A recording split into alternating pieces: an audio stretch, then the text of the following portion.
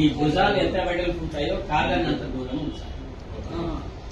భుజాలు ఎంత వెడల్పు ఉంటాయో కాళ్ళని అంత దూరం ఉంచాలి. ఈస్ట్ సైడ్ ఫేస్ చేస్తే మంచిది.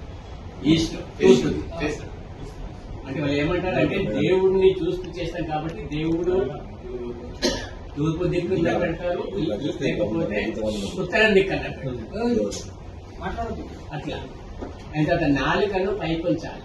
మనం టా లేదా లా అక్షరం పలుకుతాం కదా, ఆ విధంగా నాలుకను పైకి ఉంచాలి. దీన్ని కేచరి ముద్ర అంటారు. కేచరి ముద్ర. గుంజీలు తీయడం పూర్తయ్యేంత వరకు అలాగే ఉంచాలి. ఎడమ చేయితోని కుడి చేయి తమ్మిని పట్టుకోవాలి. చూపుడు వేలు బొటన వేలుతో పట్టుకోవాలి. బొటన వేలు బయట కనిపించాలి. తర్వాత కుడి చేయితోని ఎడమ చేయి తమ్మిని పట్టుకోవాలి. కుడి చేయి లోపల ఎడమ చేయి ఉండాలి. ఈ పొజిషనింగ్ ఆఫ్ ఆర్మ్స్, ఫింగర్స్ కూడా ఇది అవసరం.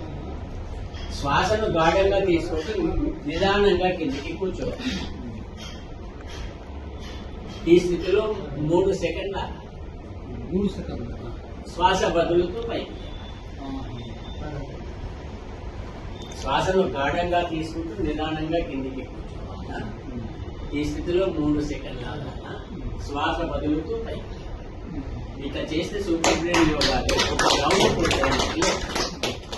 ఒకసారి మా గురువు గారికి విశ్లేషణ చేస్తే మేము చెప్పేస్తాం, రేపు చేసుకుంటాం.